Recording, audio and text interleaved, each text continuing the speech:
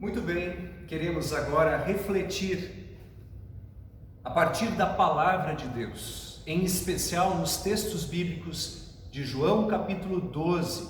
Poderia ser baseado também em Mateus 21, mas hoje a base está em João 12, que conta quando Jesus entrou em Jerusalém e foi recebido com ramos. É o contexto do Domingo de Ramos, em que ele foi recebido como rei. Que Deus, o seu Espírito Santo, abençoe o meu falar e o ouvir e o refletir de vocês. E para início dessa reflexão, eu gostaria de lembrá-los que muitos romances, muitos filmes e séries dos tempos atuais falam sobre reis, rainhas, herdeiros, guerras, sempre numa luta por poder, na luta pelo trono. A Bíblia, as Sagradas Escrituras também contam a história de muitos reis e também revelam atrocidades humanas em busca do poder e do trono. O Domingo de Ramos é um capítulo, uma parte importante desta história de reis e rainhas. Mas ali é uma parte muito importante da história como um todo, pois a história como um todo aponta para Jesus, a raiz de Davi, o leão de Judá, o rei dos reis, e um rei que se apresenta de maneira totalmente diferente. João capítulo 12, versículo 15 diz assim: veja, aí vem o seu rei, montado num jumentinho. É claro que é uma pequena expressão e uma lembrança e um cumprimento também da profecia lá do Antigo Testamento de Zacarias, que dizia que o Messias viria humilde montado num jumentinho. Mas isso é um contraponto a todas as histórias de reis e poderes humanos. Num jumentinho, não num cavalo branco, não com armas, com imposição, num jumentinho. Curiosamente, esse rei dos reis, quando ainda estava no ventre de Maria, também foi de Nazaré a Belém, montado num jumentinho. Enquanto nas guerras destes reinos, deste mundo, nós temos imposição de poder, onde uns tentam subjugar outros, Jesus quer ser recebido, não literalmente com ramos, nem como um tapete vermelho, como algumas culturas fazem para receber um rei, mas quer ser recebido por meio da fé. E a pergunta que é lançada para a gente hoje é como nós temos recebido Jesus. Temos o recebido como nosso rei? E o fato é que ele continua vindo.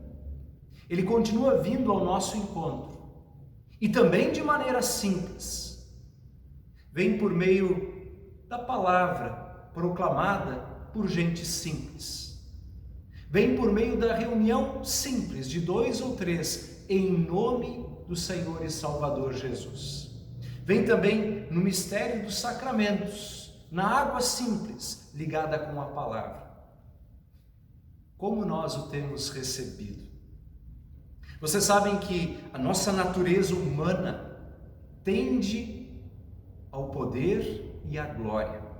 Aliás, foi por isso que muitos líderes religiosos daquela época não receberam Jesus. João capítulo 12, no versículo de número 42, diz assim: no entanto, muitos líderes judeus creram em Jesus, mas não falavam publicamente a favor dele, para que os fariseus não os expulsassem da sinagoga. E o versículo 43 diz assim: eles gostavam mais de ser elogiados pelas pessoas do que ser elogiado por Deus. Percebam, irmãos e irmãs, quando Jesus entrou em Jerusalém, muitos torceram o nariz para aqueles que erguiam ramos e o recebiam como rei. E hoje ainda muitos torcem o nariz E até acham bonito e legal a ação do Senhor e Salvador Jesus, mas não o fazem publicamente, porque procuram outros brilhos, outras glórias, outros reinos. Nesse mundo, a busca pelo poder continua sendo incessante. E esta busca pelo poder também é muito bem documentada e descrita em toda a Semana Santa, que começamos e refletimos mais uma vez nesse domingo de Ramos. Se você lembrar daquele julgamento de Jesus e de todas as circunstâncias que o levaram à condenação, crucificação e morte, perceberá lá uma luta por poder, por reinos, por tronos. Fariseus e saduceus tinham o seu reino, o seu prestígio, a sua glória.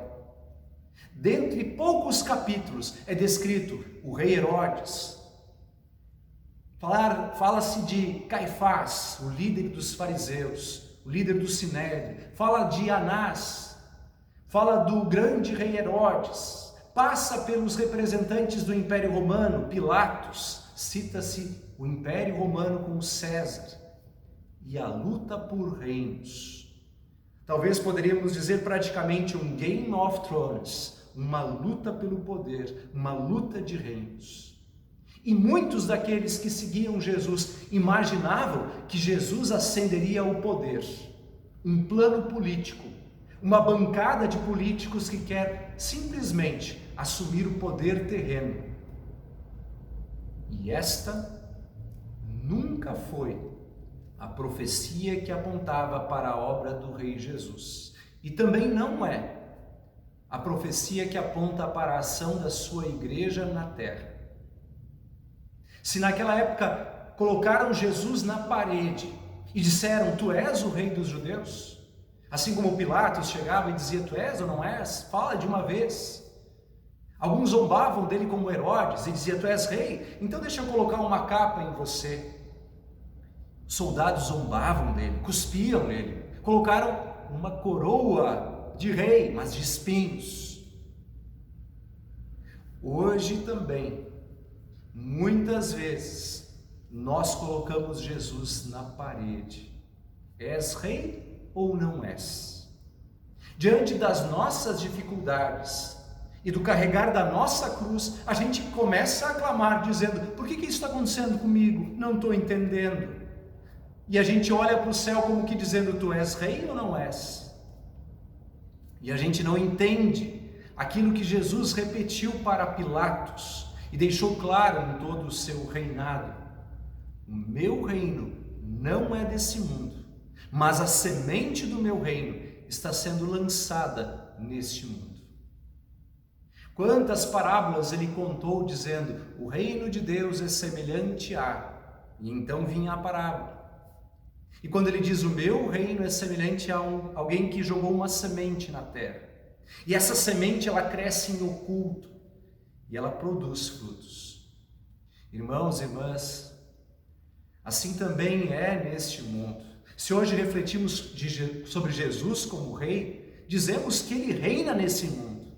Mas compreendam, percebam, ele não veio para sentar num trono político, mas no trono do nosso coração. E inegavelmente também ali há conflito, também ali há dúvidas, e também há ali um reino do mal. Se nas histórias dos romances, dos filmes, das séries, há exércitos e a luta, as armas de Jesus também existem.